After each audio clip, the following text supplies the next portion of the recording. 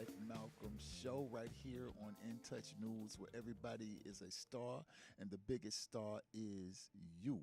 Want to first of all express my deep and profound appreciations to the In Touch News family, DJ CEO and Mrs. DJ CEO Tampa Bay Tammy, for making this platform available for the Life Malcolm show and other shows that broadcast here. I am perpetually grateful for my super duper producer behind the boards making the magic happen so that everything comes off without a hitch.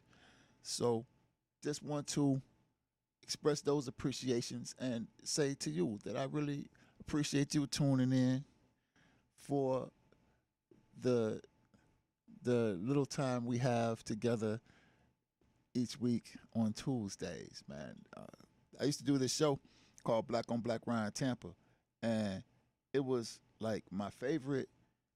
It was on Tuesdays. The show was on Tuesdays every Tuesday night. That's why when we first started the Life Malcolm show, I would say we taking Tuesdays back, and that's because for 13 years or so, I ran Tuesday nights in Tampa. And we had Black on Black Rhyme first. Then after Black on Black Rhyme, we did a thing called The Stage, Exclusively Yours. And then after that, we did Straight Up Poetry, which is where we kind of concluded the saga. But yeah, for 13, 14 years straight, something like that, every Tuesday. Didn't miss one, not one Tuesday. Every Tuesday for 14 years or so, we had a show, and people loved the the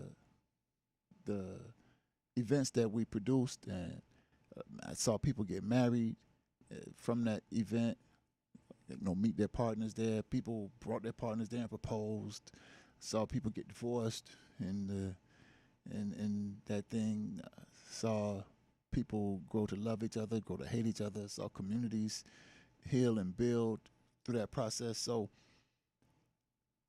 I say all that to say that now that we are doing the Life Malcolm show, now that we do the Life Malcolm show every Tuesday, which that's one reason why I chose Tuesdays too, because of the legacy we established on Tuesday nights. Nobody wanted a Tuesday night because when we first started looking for the perfect venue and the perfect day of the week, we thought we considered Fridays, then that's club night. We considered Saturdays club night. We considered Sundays church during the day, people family dinner in the afternoon, evening, or whatever. So maybe not want to come out. Monday, first day of work. Wednesday was like wind down Wednesdays with my man Adrian Wright. Sometimes y'all hear him talking about his barbecue or something on the program when Mr. Clean used to be here doing the thing on Wednesday nights at Hollywood Nights before it was a booty club. And so I don't know why we didn't pick Thursday, but we chose Tuesday, and it worked. Changed a whole lot of stuff. And so now here we go, man. We back at it on Tuesday nights right here at the Life Malcolm show just for you. And so yeah. The point that I'm making is that Tuesdays are fast becoming my favorite day of the week again, because I quite enjoy hanging out here with you, especially when you call in like you can do at 813-444-9588. It makes my heart so happy to hear from you when you call in. So 813-444-9588, call in. Of course, you can make comments right here on the Facebook joint. Go to intouchnews.com. And, you can go to intouchnews.com, of course. But what I want to say is go to Facebook and go to the In Touch News page and join us here on the little watch party we currently have going. And you can make comments, and I can see what you're saying and can respond, perhaps. I know I say that all the time and never do, but I'm getting better. I promise. I'm working on it. You know, at least checking the comments after the show. I'm getting better at that. So, okay. As you know, we have a pretty important show lined up for you. My man, Pete McIntyre. I guess it's not a spoiler because I put it in the video, and I believe I put it in like a picture form as a promo. So my man Pete McIntyre is gonna be here. We're gonna do a whole full introduction when we get ready to bring Pete on. But those of you who know Pete know that he's a legend in the Tampa area, and he has a story to tell. And right here on the Life Malcolm show, we're gonna listen, gonna see what we can pull out of him for you and others to take with you. So, all right. But before we get to that, what I want to do is talk a little bit about the news. So, in the news, a couple of things. Let's start with sad first.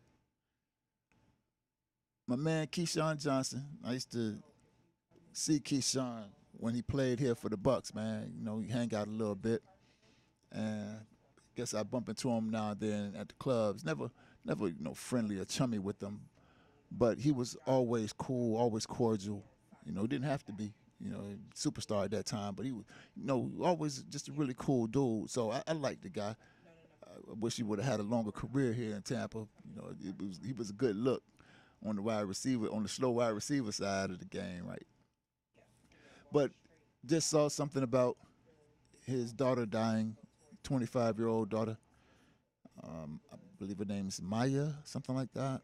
And so definitely sad to hear that for that brother. I know what it's like to have to bury a child. It's a tremendous kind of thing. If I'm not mistaken, it was his first child too. It's something heart-wrenching about burying your firstborn child. I mean, I guess it doesn't really matter how many children, or which number the child falls in line. It's awful to bury a child. There's something about that firstborn child. You have to bury that. There's something about that. So, definitely thoughts, good energy, stuff like that, out to Keyshawn Johnson.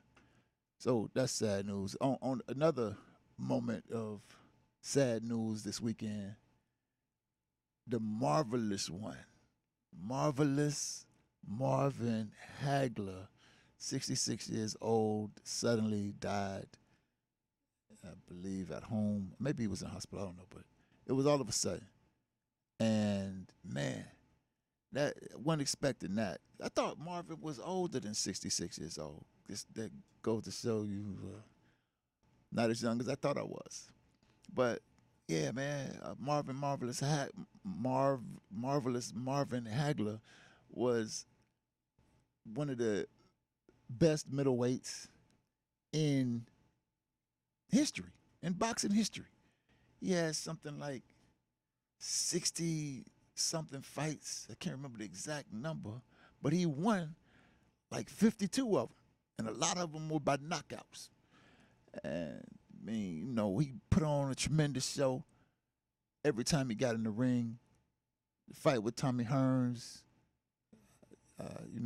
definitely one of the greatest fights in boxing history.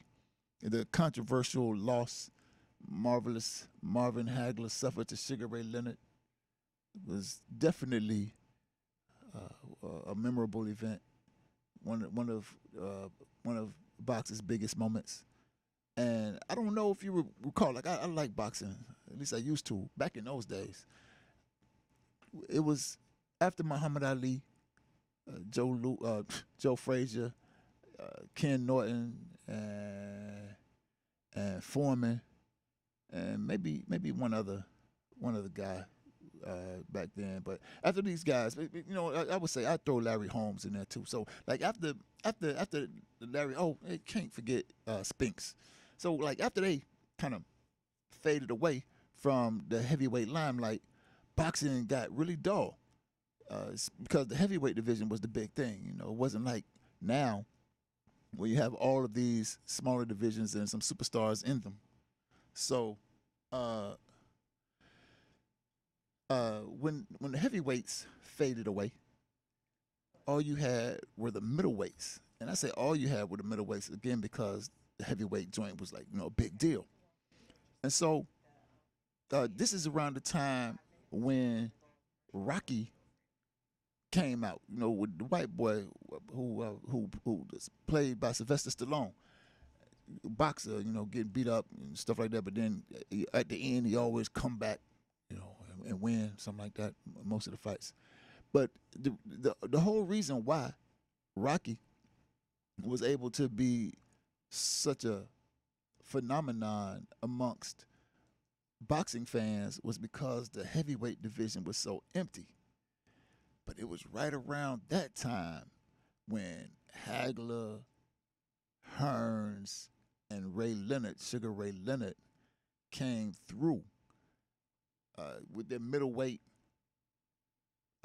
matches and kept boxing alive for boxing fans.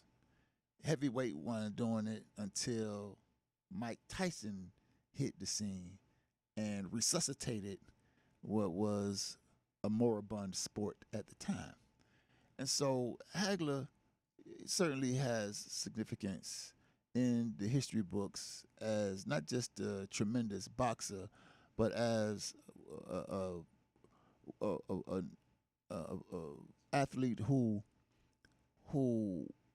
saved his sport, kept his sport alive. So yeah, big shouts out to my man, Marvelous Marvin Hagler. I guess we get to I guess it's not sad, but it's not glad either.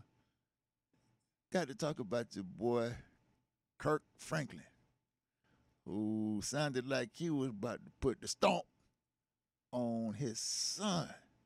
I heard the call, and look, you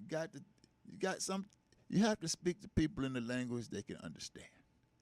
And as far as I'm concerned, every word in the English lexicon is good.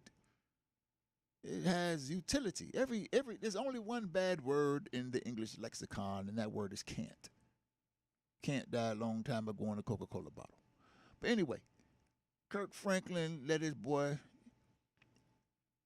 he apparently Kirk was upset with his son, and he had to help the boy understand exactly how upset he was. And then people got upset with Kirk for using some of the words that he used. And I think it's silly that people don't take advantage of all the words that we have at our disposal, especially during emotional times when we could best express ourselves with very short words and phrases. Um, but nevertheless, when Kirk chose to do this, it's my understanding that so-called Christian folk and others who sit on their high perches of judgment had a whole lot of stuff to say about Kirk's communication with his wayward son. I would say this because if you're a parent, you've had this kind of thing happen before, especially if you have children that are almost grown or think they're as grown. You've had this situation where you become so upset with your children that you had to check them in a harsh way, a little more sternly than you ordinarily would. And some people might not like that. And in Kirk's situation, a lot of people frowned on that. I would say two things to Kirk Franklin and people who are in his shoes: that there can be no great disappointment where there is no great love. So what Kirk Franklin's son did was expose to us how much Kirk loves him, and the people who had some kind of backlash or something, experienced some troublesomeness because of Kirk's response to his son, hopefully helped Kirk know that the people love him. because again, there can be no great disappointment where there is no great love. All right, look, we're gonna take a break, and after that, man, we're gonna bring a guest in the studio. We're gonna jump it off, man. Have a conversation with my man Pete McIntyre. You're right here at the Life Malcolm Show on In Touch News. Stay tuned. We'll be right back.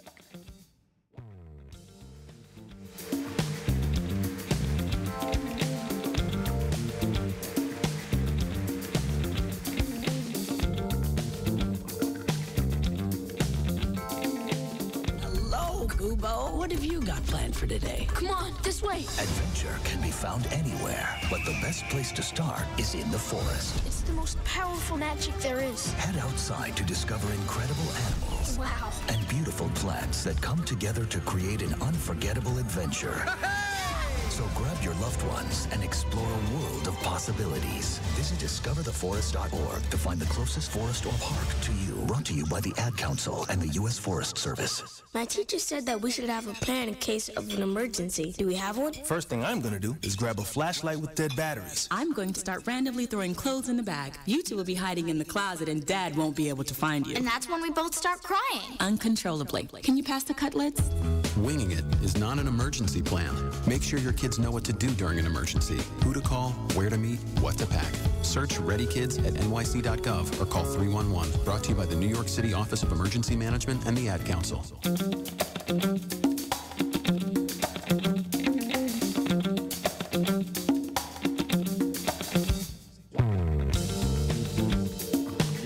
Yo. All right, welcome back to the Life Malcolm Show right here on In Touch News, where everybody is a star and the biggest star is you. As you can probably see, we got a guest in the building. He's a legend in the city. I'm going to tell you, I don't even know if he noticed, man, but I used to watch. So I told you for like 14 years, I did the poetry thing. What I did not say, I did it every Tuesday night. What I probably didn't say is that I did it in the club. So I'm in the club every Tuesday doing the poetry event, and every night I'm not in the club hosting or producing the poetry event. I'm in the club, in some club, promoting the event. Usually in the club where the event, where we had the event. But of course, I had to get around to bring more people to the club. So I'm in the club every night. As a matter of fact, even before the poetry thing started, I was in the club like since I was 16. Up until I was like 38 years old, I could not think of a time. I mean, it's probably maybe from the time I was 16 to the time I was 38 years old. It was probably maybe 50 days or nights out of the week, out of that entire time that I was not in a club. And so the funny thing is, when I moved back to Tampa from Atlanta, got in the club game. So when I left Tampa, I was 19, came back, and at like 22 years old. I was 22 years old when I got back. Actually, so I was 22 when I got back, but 23 when I started getting back out into the club scene.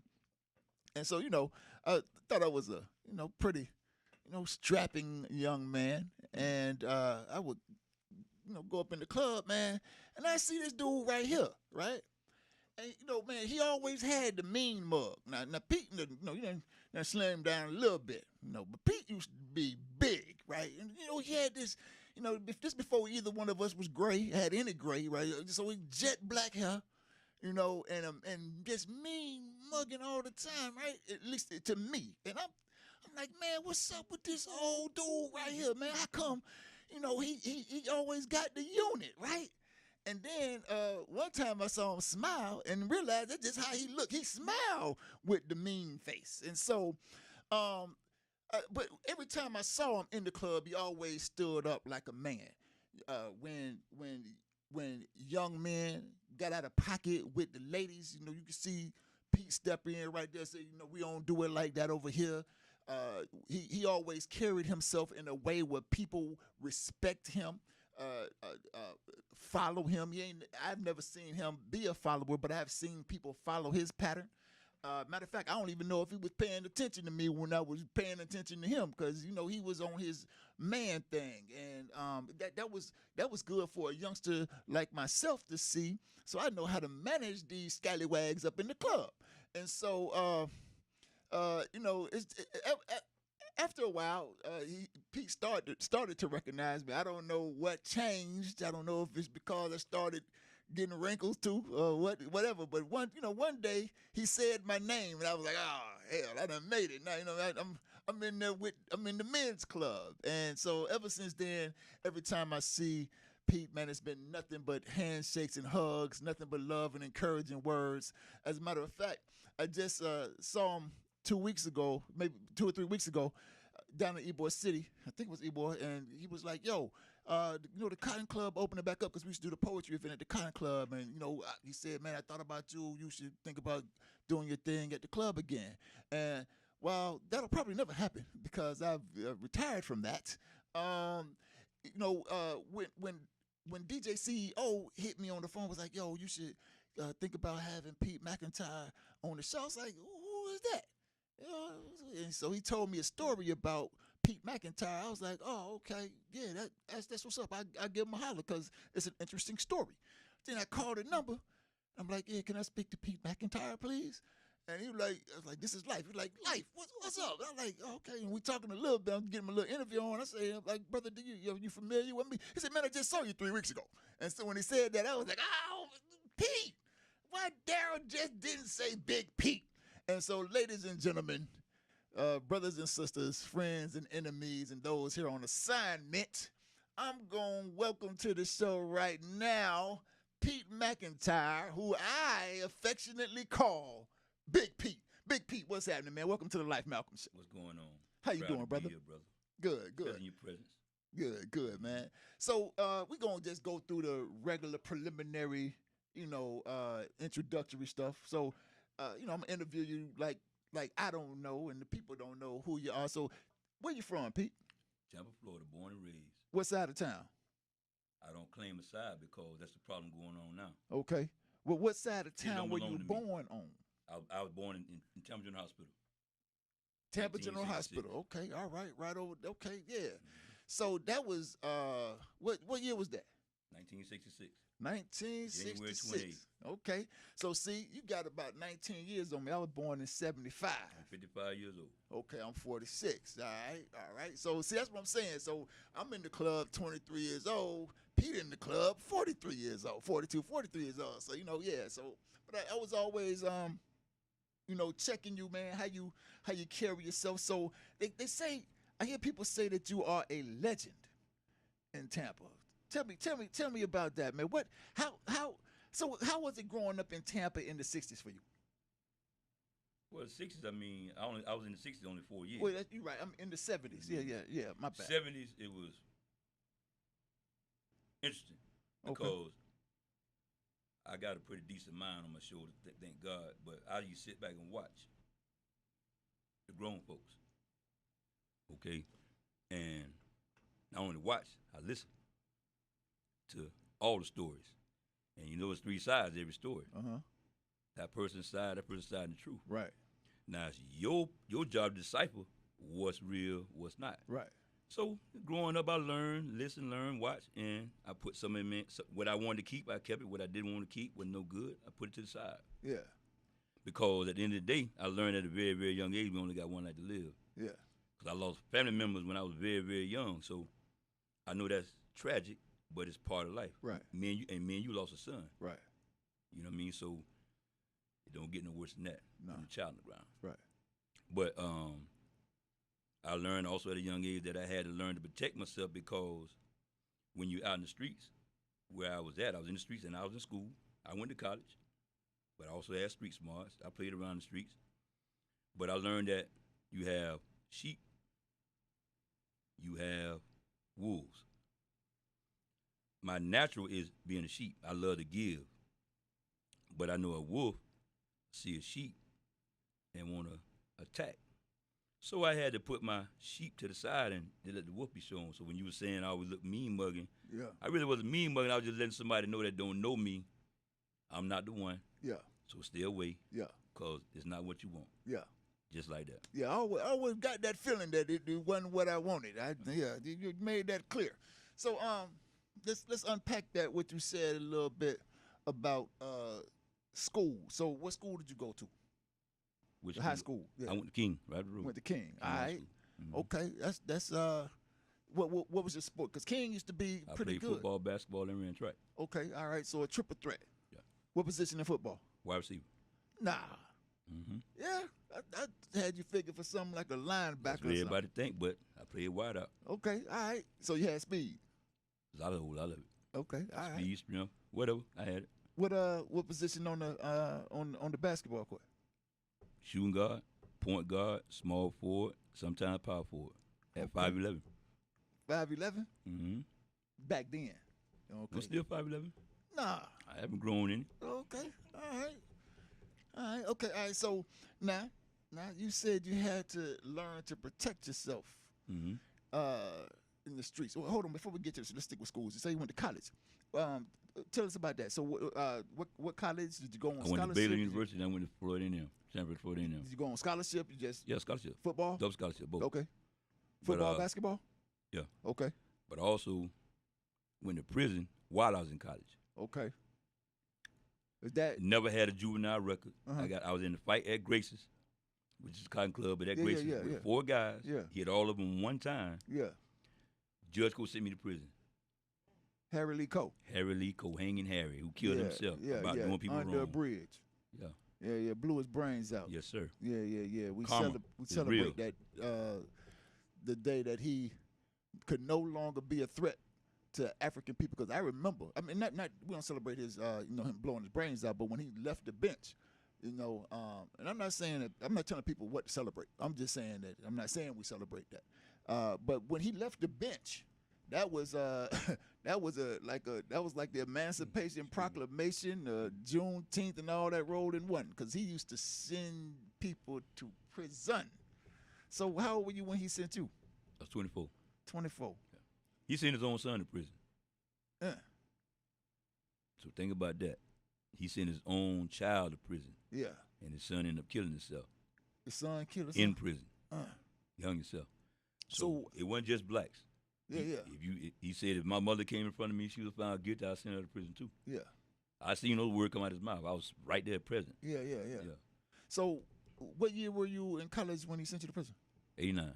I mean, what was freshman, sophomore? Sophomore. Into my junior so year. how long did you have to do there? 9 months. Okay. 3.5 year sentence. Were you able to go back to college? I didn't want to go back. I was mad with society. Okay. All right. And so what did you do? Got in the streets. All right. I wanted to unpack that right there. That's the part I wanted to get to. We got in the streets because we have a show on In Touch News. It's called Stay in the Word. Mm-hmm. But it sounds like you, like myself, at one point in time used to stay in the streets. And so when we get back, we got a listening audience who expecting to hear some stuff from us tonight about your experiences with the streets and how you survived this long, and maybe even some advice and solutions about to help other people make it as well. So we're gonna take this break right now, and when we get back, we're just gonna jump right into the streets with Pete on the Life Malcolm Show. Y'all stay tuned. All right.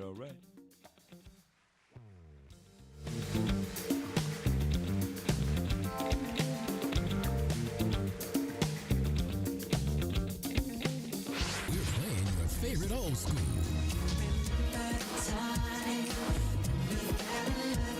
Today's R&B.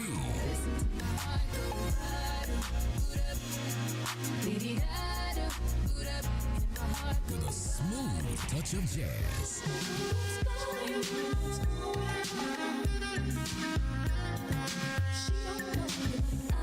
You're listening listening to In Touch Radio.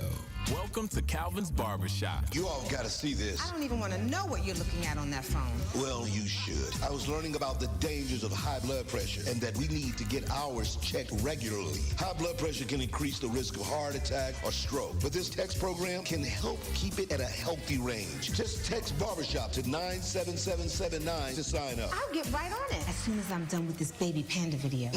Text Barbershop to 97779. A message from the American Heart Association and the Ad Council. It's important to plan ahead for emergencies, like the storm.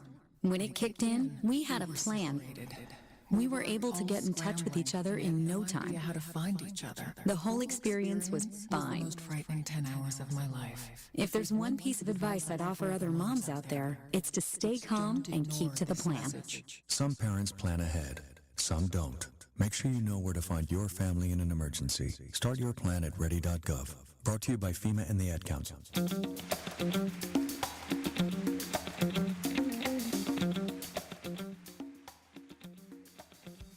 Yo, yo, yo, welcome back to the Life Malcolm Show. I'm sitting here with my man, Big Pete, the legend, they say. And it's really, for me, a privilege to be able to sit here and chop it up with Pete, man. Like I said, we've been seeing each other for years, and this is the first time I've ever had an opportunity to just really sit down and chop it up with you because, you know, usually we out in the street, in the club, music playing, we doing whatever we doing. But, this is the first time we ever really had an opportunity to just sit down and chop it up. So I'm learning some things, too. I didn't know the guy had speed. He looked like he had hands, I didn't know he had speed. But so speaking of 4198 speed. How fast? 4198. 41. 4198. 42 flat 4198. Man, Twice. for y'all who don't know how fast that is, Deion Sanders run like a 4-1. Yeah, Neon Deion, prime time. Bo Jackson. Bo Jackson. Yeah, Bo Jackson fast. So this brother right here was moving, but you ran to the streets. So, like, unpack that, man. Tell us what you mean. So, like me, when I was 19, I went to Morehouse College. I got kicked out of the Navy, the Naval Academy Prep School, and so I was kind of like the hell with society, too. And I'm just going to do the all-black thing, so I went to Morehouse College. This is in 94, and I thought I was going to be a big-time rapper, and we was on the way, too. Anyway, long story short, I dropped out of college, and then the rap career, the floor fell out of my rap ambitions, at least at that time. And so I hit the streets and had to, got my hustle on, you know what I mean? And so I went from a school kid to, a street kid. And, so I know a little bit about what that's like. But of course this happened something like 20 years after you made that kind of move. So the streets, I'm sure the rules were the same, but some of the things a little different. So bam, in college, on scholarship, double scholarship, come home, get in a fight at the club, got to go to prison, do 9 months, come out, mad with society. What's your first move? I sat back and asked myself what I'm going to do. So my mother had a restaurant and a beauty salon. I would help them out on occasion, but I still had the athletic ability in me, so I wanted to play basketball. I wouldn't play sandlot football, whatever they want to play. Gambling, yeah. Competition, I'm there. Okay. So somebody called me one day and said, "Come ride with me." 2 family members. I'm never gonna mention their name. Right up the street. Come watch our back. Stand right there and just watch our back. What y'all doing? Don't worry about that. Just watch our back. Yeah. So I'm watching them pile it up. Yeah. When they were done, we leave. They were gonna hand me some money. Say, "What's this for? Don't worry about it. Put it in your pocket." Yeah. And it went on from there. Okay. Yeah. So I started doing my own thing. And Okay. everybody kept saying, "Man, go back to school, Pete." Yeah. I said, I'm going. Money piling up, children coming. Yeah. I got 24 kids. How many? 24. 24. Man, you throwing out numbers got me repeat. I usually don't have to repeat.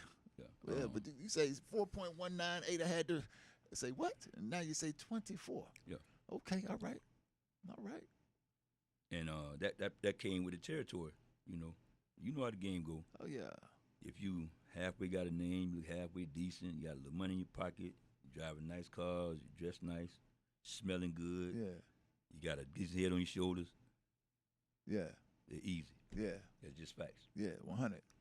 So, and you know what you're doing, they run your mouth. Curiosity killed the cat. Yeah. Get the cat, too. That part. So, that's how that came about. Yeah. Now, all the while when I was a child, I learned how to protect myself. My mother had me and my two brothers in Taekwondo and boxing. Okay. So, I took that and added my own nuances to it. And you only can get that way if you going against somebody. Yeah. Like hitting the bag don't hit back. Right. Bag not thinking. Right. Bag gonna do whatever you make it do. So right. I had to have physical contact with another human being to hone my skills. So I made sure I did that. How you do that? You went starting fights? I never started a fight. Okay, what you mean? I always break up fights. Okay.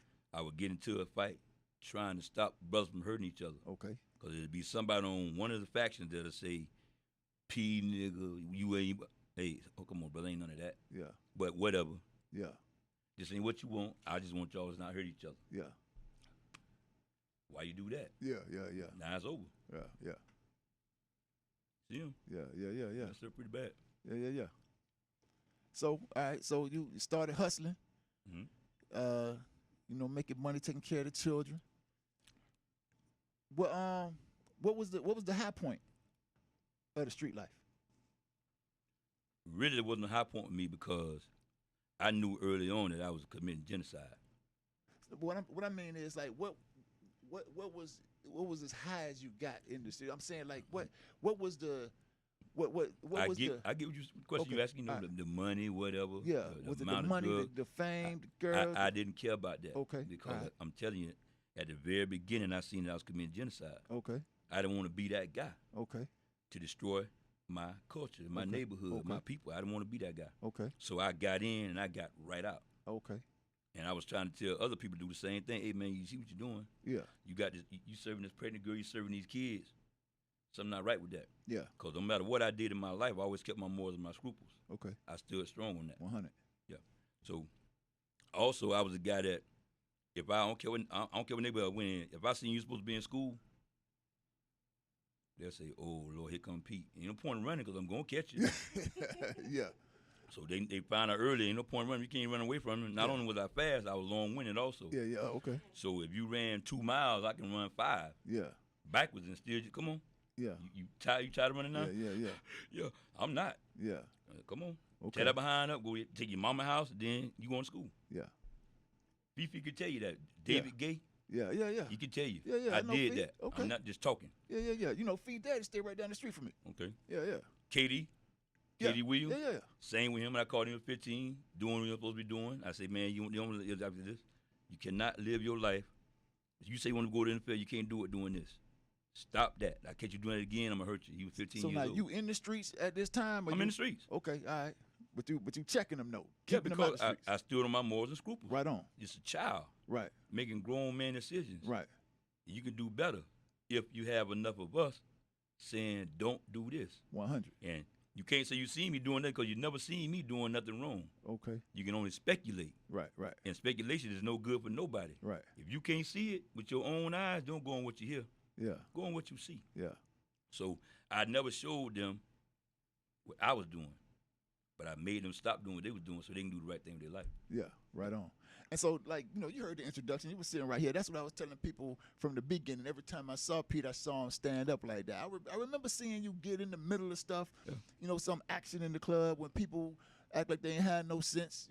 Sometimes, most of the time, I don't think I can't recall really seeing you get in between, like, dudes about the fight. Because, back around that time, especially at the Cotton Club, we dudes weren't really fighting like that. Right. Each other. We all dressed up. Most of the people in there old, whatever. Especially that. I look at they were about 46, like I am. I'm talking about old, but at that time they were old to me, right? But I would see sometimes dudes get out of pocket with ladies.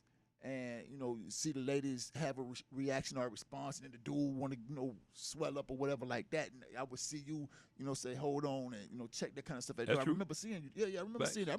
I remember seeing you rock the gold and, but always handle your business, like you say, you people didn't know what you were doing. All they could do was speculate. You weren't really that type of dude to put it on blast. And so, I mean, everything you saying right now, I can attest to.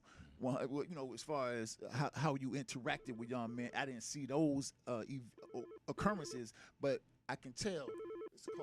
But I can tell from my experience with you that those are true stories. I think we got to call. Okay, I bet.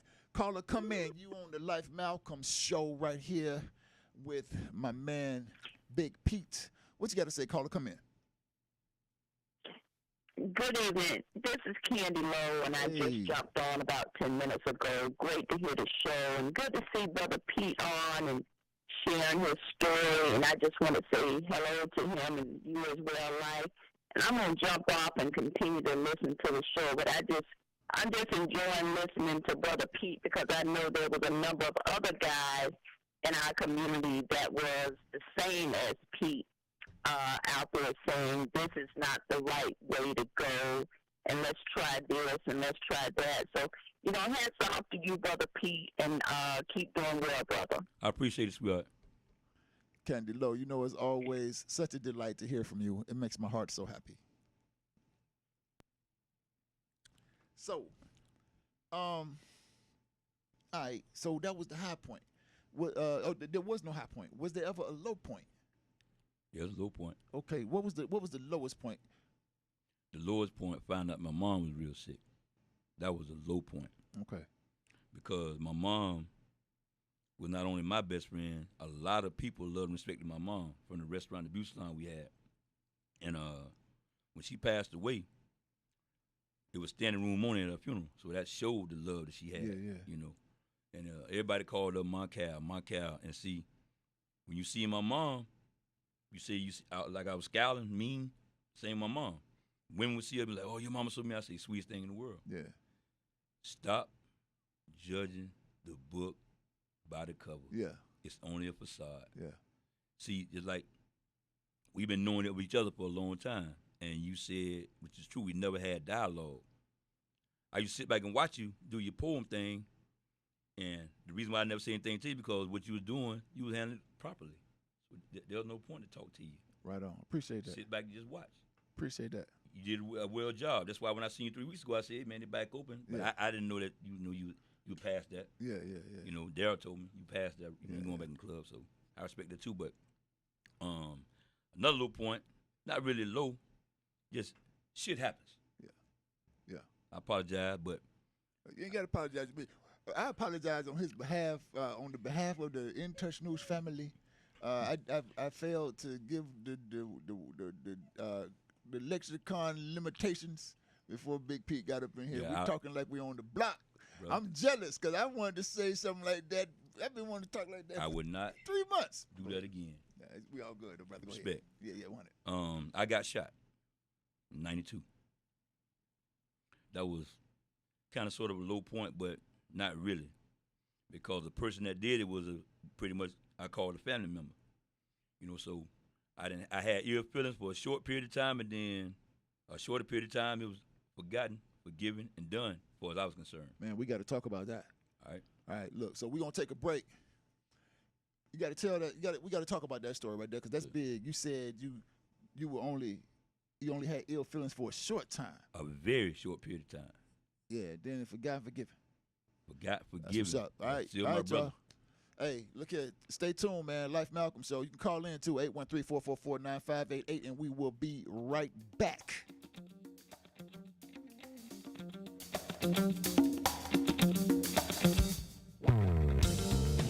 Thinking Politics? Tampa Bay Politics is on every Wednesday at 11 a.m. with Angela Birdsong. Tune in right here on In Touch Radio.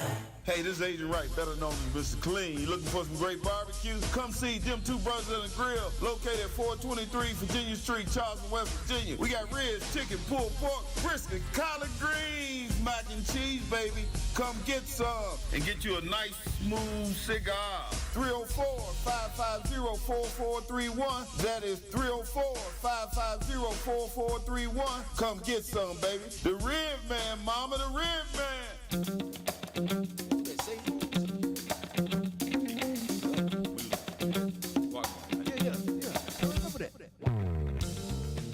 y'all, we back. And I know a lot of y'all look for the word from the a word from the word, but we probably not gonna get into that right away. You can do that anytime. But I know, but right now we got living, breathing word right here that the people need. You know, some contemporary gospel. So we gonna jump right back into it. So, brother, you say you got shot, and now just shortly after, and even to this day, it's forgotten and forgiven. It's my brother. Break that down a little bit. Can you talk about, like, you know, what some of the circumstances that led to getting shot, or what happened when you got shot, what you thought when you were shot, and like talk about the ill feelings and how you came out of it. Just, you know. I won't go into too much detail because I wanna talk about that in his presence. Right. That's right. Let me tell the audience. Listen, I know I promised. I sent out a video earlier today, promising that we would have Pete and the brother who shot Pete in the studio together. The brother could not make it today, but we can do a part 2, right? And we gonna have the story where we gonna just lay it all out with him right here. So we gonna do that. That's 100. You already see this man right here is 100, so you know it's gonna happen. But so we're not gonna jump all the way into all the details because we want to save some of that for my man to jump in on it and you know, like you say, it's 3 different sides, so we want to get all sides of the story so people get a good picture. But go ahead, man, and tell us what you want to tell us. Here's the gist of it. It was a bad accident, real bad accident that could almost been fatal, and it did not bring dissension between our families. Our families never lost closeness. Matter of fact, my little brother has a child from his aunt. You know what I'm saying? Yeah, that's close. My mother and his mother were best friends before I was even born. His stepfather and my 2 uncles were best friends. So our families have always been intertwined. Okay. So when this happened, the family was like, how could this between them two? Yeah. Like I said, when he's here, then I'm really going into detail. Right. You know. So now you shot. I'm shot in the hospital. Okay. Tampa General? Tampa General. All right, because that's the best place to go for trauma around here. So, shot in the face. I beg to differ, but go ahead. In the face, right? Mm-hmm. So what you thinking? I mean, did you see it coming? Did you? Well, I when another guy handed him the gun. Okay. He said, give me that thing. Yeah. Yeah. Take your time. And again, I don't want to get too. Yeah. Right. Yeah. No. I'm just trying. I'm just say this. Surprise, or did you see it come? Very much surprised because when he said, "Give me that thing," I turned around. He had a gun. I said, "Damn, said you gonna shoot me?" Pow, just like that. Okay. But I seen his finger, so I turned my head. If I don't turn my head, I get shot right here. Okay. I'm not here today. And so now you shot. You're in the hospital. Mm-hmm. How long did it take you to recover? I only stayed in the hospital a matter of hours because it was a head wound. It wouldn't be kept me overnight, but I was fine. My vitals. I lost my hearing for about 30 days. My hearing came back in my left ear. The nurse asked me all kind of questions, trying to throw me off, and I answered every question to the letter. So when the ATF agent came and asked her, could he interview me, standing right behind me, and I heard her say, I cannot believe that he's coherent and answering questions the way he is, blah, blah, blah, blah, blah. But see, what they didn't understand is there is a God that I've always believed and always been in my corner. See, I went everywhere by myself. Yeah. But I was never by myself, and I knew that. Yeah. If I got in a fight with 7 guys, they thought they would just fight me, but they were wrong. They were fighting me and God. Yeah. So I'm fighting a winning battle. They not knowing they fighting a losing battle. Yeah. I'm always going to come out on top. Yeah. And I did. Yeah. So you said you had ill feelings. What were those feelings like? I want to hurt it. I know I want to kill it. I want to put my hands on it. Yeah. I mean, you just shot me in my face. Yeah. And that day, we were together all day that day. We were together for about 7, 8 hours that day. Yeah. Prior to the incident. So it was never anything that I ain't never want to kill him. That never crossed my mind. I want to put my hands on him though. Yeah. Did you ever get to touch him up? No, because he went to prison. Okay. For that? He called me for that. for that. Okay, all right. He called me. That it happened a Saturday night. That Sunday morning, he called me when I came home from the hospital. My mama answered the phone. Yeah, here you go. Bro, I ain't mean. I said, I know that. That's forgiven. I ain't worried about that. Just like that. Just like that, right then. That's why I told you.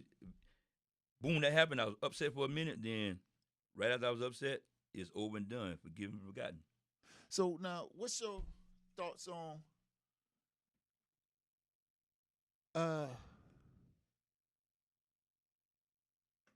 so gun violence in our community ain't no new thing, right?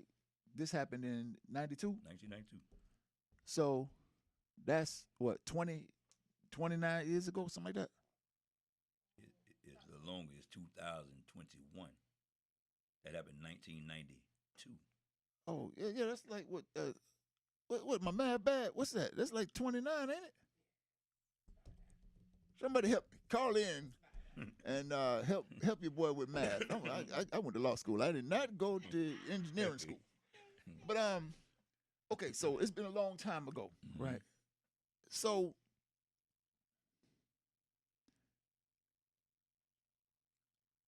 what do you when you see all this gunplay going on in the community these days?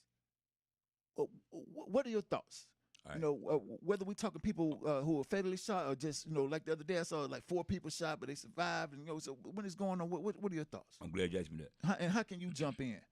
Cause we got a few minutes. So I want you to chop it up. So let me just give you this right here, and then you know you can have at it. So what are your thoughts about the gunplay that's going on in our community, and how do you, if you do, how do you share your story and your experience to how do you inject your story and your experience into the gunplay that's going on in our communities to make it to make a difference?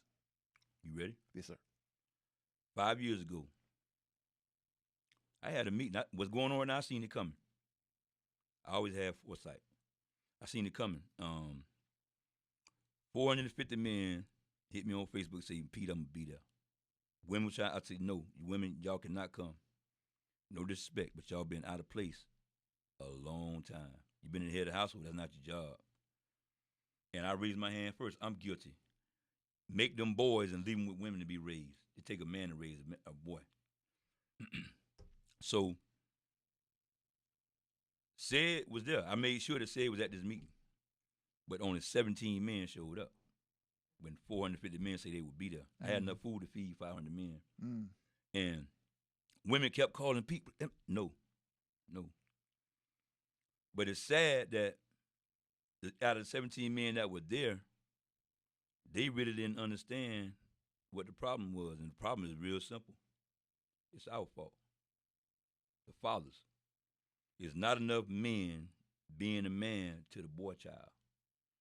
So now, it got to a point now in 2021 to where a 13, 14-year-old boy has so much anger bent up and pinned up inside because he has no father. Not the mama boyfriend, not his granddaddy, not his uncle, not his goddaddy. I guarantee you, if you take all them boys and put them aside, every last one of them say they want their daddy, and they don't have them. 100%. All right?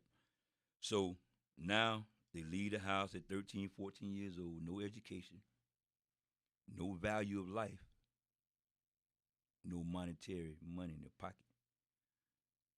They got their partners a little older, already got the big rims, nice clothes, nice jewelry, money in their pocket, and a so-called good girl.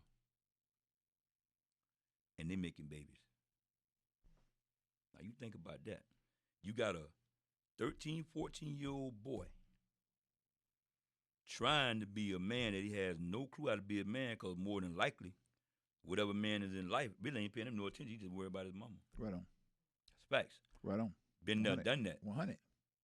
So here it is. He's released to the streets. He has all this pent up anger.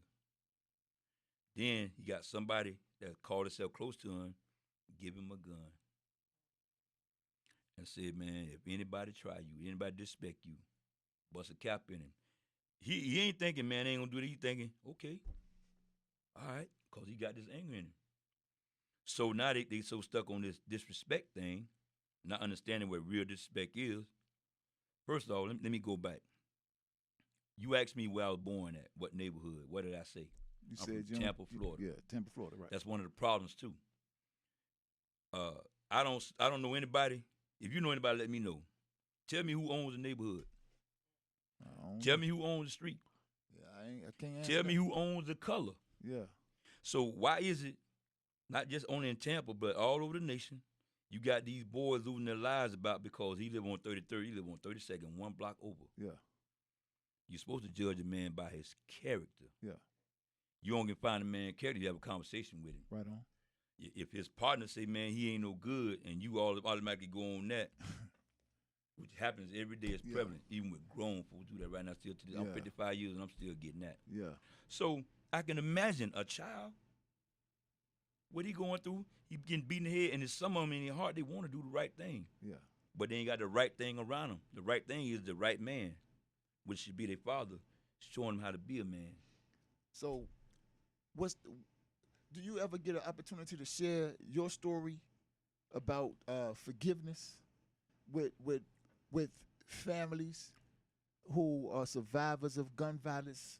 Do you ever get to? Does your story play a role in the gun violence that's going on in our community? And if not, what kind of solutions do you have? And we only got like 3 minutes before we had to get up out of here. So I'm gonna go ahead and take like 2 minutes to answer that question best you can. I'm gonna close out the show, and but go ahead, you got it.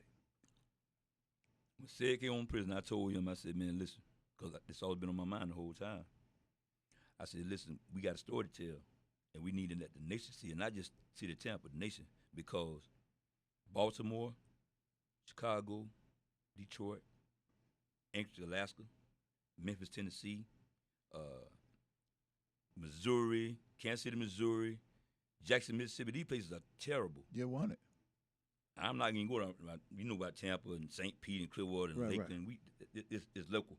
But my thing is, if we can put our story in front of the nation, it might be able to change some of these people's notions, because I just don't get how you can be mad with me. We never had a conversation because I live on a certain street. Yeah. I got a certain color on. I walk a little different. My money situation a little different. You want to kill me because of that? That makes no sense. Yeah. Man, I see a lot of brothers around here. Very few sisters, but I see a lot of brothers, man, shot and in bad shape. Colostomy bags, wheelchairs, bad limps, face tore off. I know brothers like that, shot in the face tore off. And I often wonder, right on, I often wonder what their stories are. But haven't had an opportunity to pull them on the Life Malcolm show. Every now and then, though, like one time I saw this dude pull up at the BP right there on MLK in Nebraska, right there on that the southwest corner of MLK in Nebraska. And man, he pulled up in a Benz 600 AMG or something like that, whatever they call it, 60 AMG, whatever it was, man, slick dope. Man, I was like, oh man, dope. I'm a young dude, right? I'm like, man, that's fresh. Wonder what he, how he living. Then I see him throw his wheelchair out the car and had to hop in the wheelchair. I was like, I don't want that life. Whatever he got going on, I don't want that. So I asked him, I was like, yo, man, what's up, man? Why you in the wheelchair? He's like, man, I got shot.